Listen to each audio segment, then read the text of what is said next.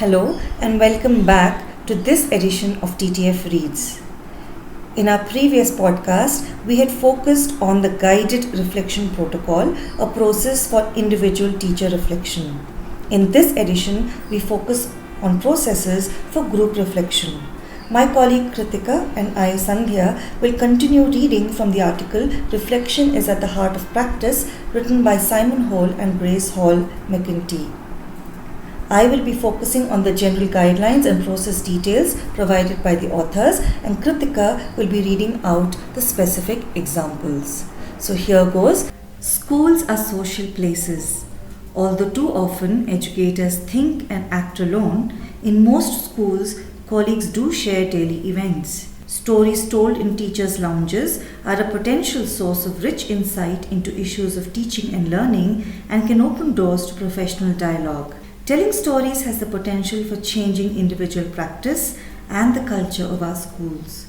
The Critical Incidents Protocol allows practitioners to share stories in a way that is useful to their own thinking and to that of the group. 3 to 5 colleagues meet for the purpose of exploring a critical incident. For 10 minutes, all write a brief account of an incident. But participants should know that the sharing of their writing will be for the purpose of getting feedback on what happened rather than on the quality of the writing itself. Next, the group decides which story to use with the protocol. The presenter for the session then reads the story while the group listens carefully to understand the incident and the context. Here is an example of one such critical incident that Grace, one of the authors of this article, shared with her colleagues. Here it goes. We went into the computer lab to work on essay drafts. TJ, Neptune, Ronnie and Mick sat as a foursome. Their sitting together had not worked last time. On their single printer, an obscene message had appeared. All four had denied writing it. The next day, Ronnie, Neptune and Mick had already sat together. Just as TJ was about to take his seat, I asked him if he would mind sitting over at the next bay of computers. He exploded. "You think I am the cause of the problem, don't you?" Actually, I did think he might be, but I wasn't at all certain. "No," I said, "but I do want you to sit over here for today."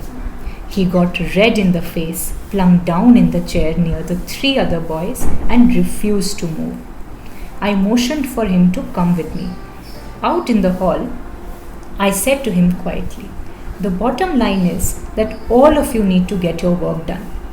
Out of control, body shaking, TJ angrily spewed out, "You always pick on me. Those guys, you." I could hardly hear his words. So fascinated was I with his intense emotion and his whole body animation.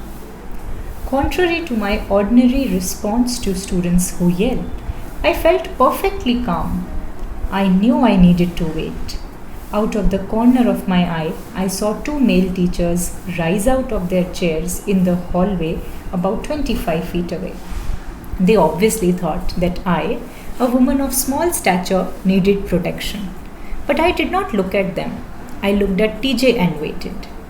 When he had expended his wrathful energy, I said softly, "You know, TJ, you are a natural born leader." I waited, breathed in and out. You did not choose to be a leader. It was thrust upon you. People follow you. So you have a tremendous responsibility to lead in a positive and productive way. Do you understand what I am saying? Like an exhalation after a long in-breath, his body visibly relaxed. He looked down at me and nodded his head.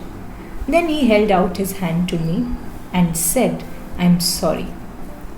Back in the room, he picked up his stuff and without a word moved to the next bay of computers.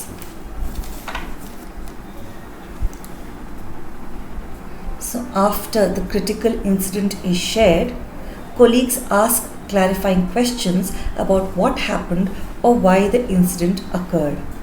Then they discuss what the incident might mean in terms of the presenter's practice. Taking a break from the reading, Kritika, what kind of clarifying questions do you think could be asked of Grace based on the incident that she has shared? Based on this incident, a few questions that could be asked to Grace are: do you think focusing only on TJ by asking him to change his seat could have caused the outburst? Perhaps another useful question in this case could be: do you think things would have been different had you spoken with TJ in private before asking him to change his seat? Another question: in one part of the narrative, you mentioned that you knew you needed to wait and that you felt perfectly calm. What made you respond in that way? Yeah, I think these are great questions, will help the presenter and the group reflect on the incident. Getting back to the reading, during this time, the presenter listens and takes notes. The presenter then responds and the participants discuss the implications for their own practice. To conclude, one member leads a conversation about what happened during the session, how well the process worked, and how the group might change the process. So, this is we come to the end of the article. This is the overall process of the guided incident protocol. But Kritika, what according to you would be required to make this protocol effective? According to me, the two most important factors that would be required to make critical incidents protocol a success are: number one, confidence in the people, and number two, confidence in the process itself. Yeah, I couldn't agree more. I think following this protocol regularly and consistently itself is a trust building exercise within the group. So, coming to the end of this podcast, here is a quick recap of the steps of the critical incidents protocol. Step number 1, writing stories. Step number 2, choosing a story and one presenter reading out the written account. Step number 3, colleagues asking clarifying questions and the presenter responding. Step number 4, discussion by the whole group about the implications for their classroom practice. Step number 5 is a debrief of the entire process.